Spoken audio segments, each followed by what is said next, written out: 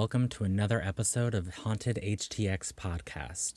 Remember, if you have a story you'd like to share on the podcast, please email me at hauntedhtx@gmail.com. I've got a few stories for you tonight, so let's get started.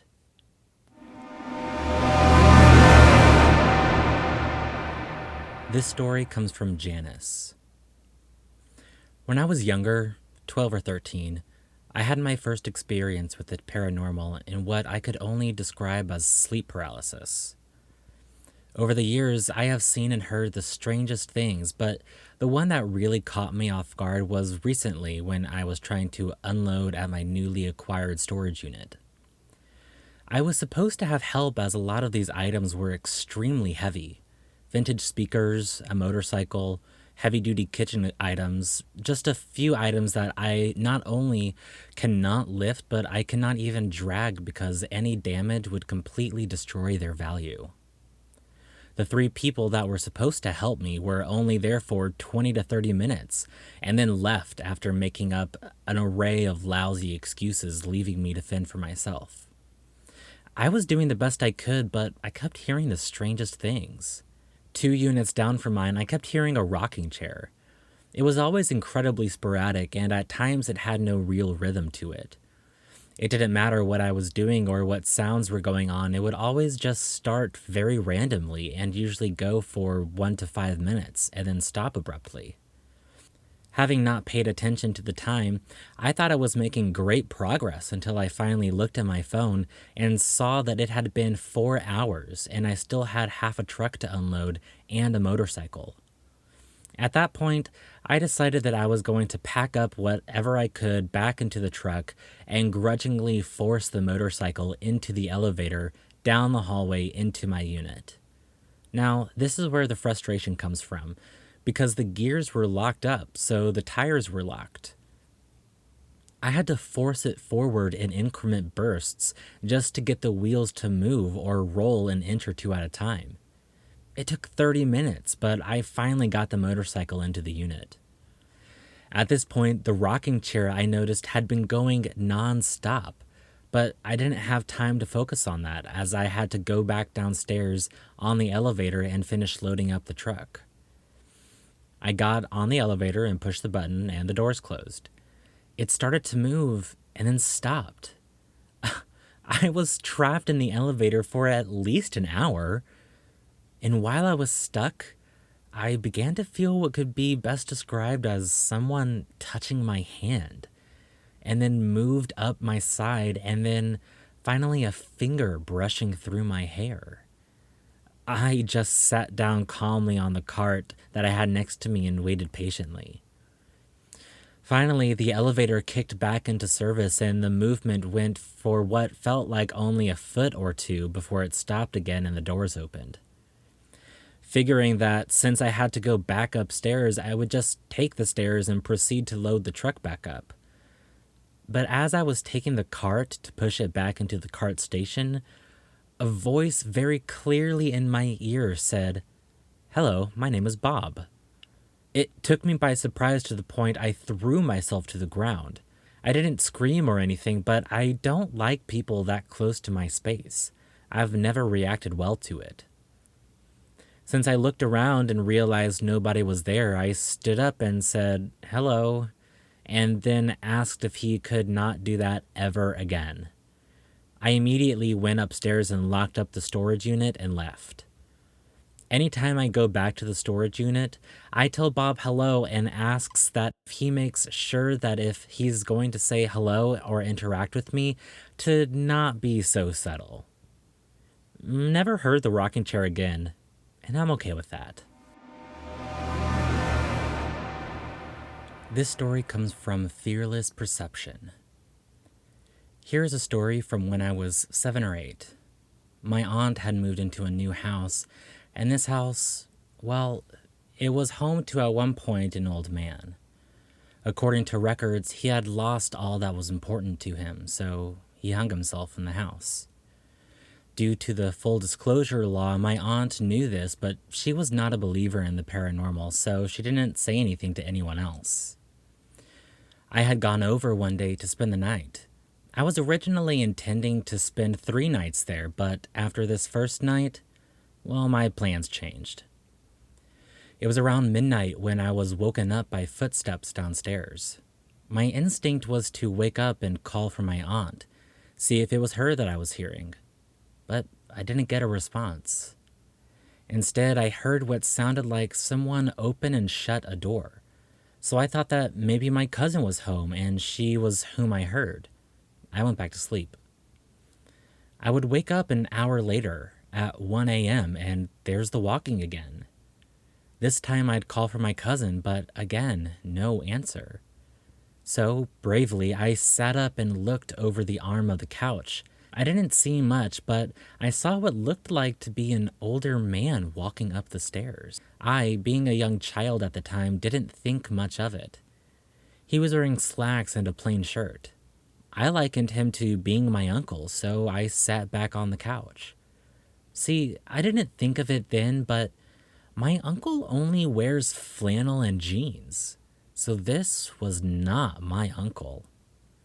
Moments would pass as I tried to fall asleep again, and then I heard it. A loud thud. It was like something was knocked over forcefully. When morning came, I told my aunt and my cousin what I heard. My cousin looked at my aunt knowingly, and she sighed. She didn't know what to tell me as the truth of what happened was too much for a child. So she said, "That was the old man who used to live here. He won't hurt you, I promise." When I got older, my aunt would of course tell me the truth. The thud I had heard was him knocking something out from under his feet from when he committed suicide. And where did he hang himself? In the bedroom my aunt and uncle slept in. That day after that occurrence happened, I made it clear I wanted to go home. I never did stay the night in the house again. No matter if the spirit was friendly or not, it scared me. My cousin would also tell me some of her stories, such as hearing doors open and close, hearing him walk up and down the stairs, hearing someone turn the knob to her door when it's locked, and seeing an old man standing by the railing for several minutes, and then how she'd blink and he'd be gone. And my favorite, how in the downstairs there's an old armchair, and you can sometimes see the cushions sink down as if someone is sitting in it, when no one is. This house has since been sold and given to numerous new owners, all of which have reported similar eerie encounters. However, it has also seen 2 other suicides. This story comes from Mycolo Joby. Around 2010, I was at my grandmother's house. It's an old single-wide trailer in the woods that belonged to my great-grandmother before, so it's around 40 years old. It's got some rooms added toward the back of it, with a curtain separating the rooms from the original trailer. In one of the rooms in the back, the windows are covered with a sort of clear plastic and then blinds over that. The walls that the windows are on is covered in old Raggedy Ann dolls, since Grandma's an avid collector of old dolls.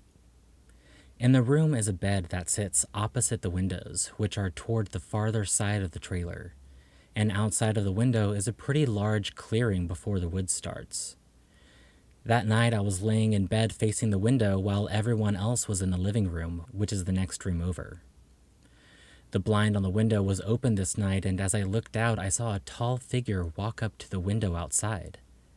As it was walking up, it seemed to have been looking around, scanning the area as it walked until it noticed the window, and that's when it walked up. The figure had a ghoulish white face with very defined cheekbones with skin that looked pretty smooth, almost like a porcelain doll. It was wearing very dark black glasses and was bald. It had a type of bowler hat, something like you'd see some old-timey person wearing, and a black suit on with what looked like a bow tie. It was holding its hands up in a sort of propped-up position with fingers interlocked and its hands across its upper torso, and was also wearing a gold watch. Its body was pretty skinny, enough to be noticeable since the suit it was wearing was pretty loose. When I saw it, I felt really creeped out since the trailer has a history of paranormal things happening. a lot of them having been experienced by me while I was growing up. So I was sort of used to it, but still never saw anything like this. It kind of just sat there and stared at me for a few minutes until I finally got the courage to get up out of the room and go tell my grandparents that someone was outside of the trailer at the window. Grandpa got his gun and went out to the side where the window was to see if anyone was out there, and he didn't see anything. After that, he came back inside and locked all the doors, and I ended up staying in the living room with them until we went to bed, and I haven't seen it since. One thing to note, around that time, I had been getting into doing a lot of research into paranormal things, and I've been obsessed with conspiracy theories. So maybe that might have something to do with why it showed up. Also, the many paranormal experiences I've had in the trailer growing up, more details on those stories in later posts, though.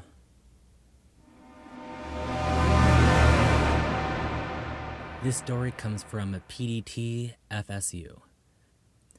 My first firefighting job was in a small city with 2 stations.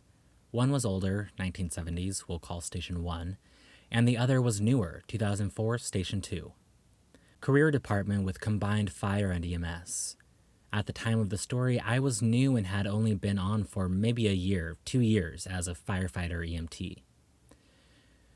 The first story takes place in Station 1. The guys spoke of weird occurrences constantly. Most had had weird things happen they couldn't explain. Story after story. I had not really had much more than creepy feelings in different parts of the station since I started. There were parts I would not go in due to overwhelming feelings of being watched. This station had a crew bunk room where all the metal beds were laid out along each wall. There were 6 total, 4 on the hallway entry door wall and 2 on the opposite wall. The room was well illuminated by the exit sign next to the 2 beds on the far wall. A soft red light at night combined with the visual acuity of having been asleep, the room is easy to see and make out detail. The entry door from the hallway had all manner of devices attached to it to keep the light out and make the bunk room dark. The window was covered with foil and again with black cloth taped on all 4 sides. No light shined through at all. The bottom of the door had a piece of cardstock that a crew long ago had attached to keep the light out. When the door opened along the linoleum tiles, it made a soft but distinguishable clacking, dragging sound. The hinges made no noise. Now that you have a picture of the room, I'll get to the story. Being the rookie, I was last to bed every night, doing chores and taking out the trash. Everyone had already turned in, and most were asleep. I took the bed one over from the door. This evening, we had 2 empty beds. I began to fall asleep and heard the door open. I didn't think anything of it because it's not unusual for someone to get up and use the restroom during the night. I assumed I had not heard them leave.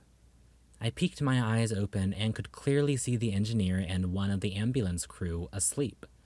In my head, I named who I had figured it to be. And then the image of the room flashed in my memory again. Everyone was still in bed.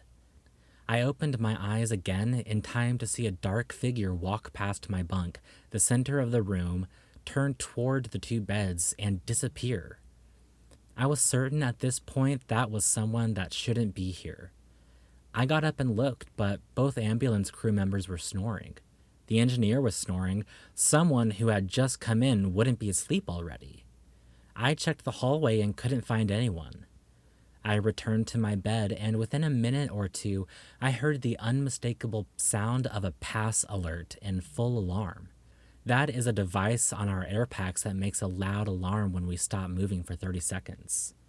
It's activated by turning on the air bottle, twisting a knob several times, and deactivated by draining air and pressing a button twice. I walked out in the bay to find the lieutenant's air pack as the culprit. First, he was a stellar firefighter and wouldn't do something dumb like leave his pack on. Second, he went to bed over 3 hours ago at this point. And third, our last call was nearly 5 hours back. I checked the bottle. The knob was all the way off. I bled the air from the regulator. It made a quiet sound. I turned off the alarm. To this day, I can't explain the air pack or the dark figure. Now, Station 2 has individual bunk rooms. I had one that was my usual. One night, I had a horrendous nightmare about my son dying. It was a very real feeling and moved me emotionally. I finally broke out of the dream and awoke sobbing. When I sat up, in the pale green LED light of the smoke detector, I saw a dark mass go from standing next to my bed to quickly shrinking like it had turned toward the door to leave. I was frightened and turned on the light. There was no one there or in the hallway. Another night, I was in a room catty-corner from my original. I was absolutely asleep, but I felt as if someone leaned over me, got right in my ear, and whispered, "You're getting a call." As it processed in my head, I started to open my eyes. No one was there. While I tried to figure out what just happened, the tones dropped for a call. There was never a radio or pager in the rooms, overhead dispatch speaker only. Of my experiences, this one was just strange, not scary. Those are a few interesting experiences I've had at work. There's more, but I'll save it for another post.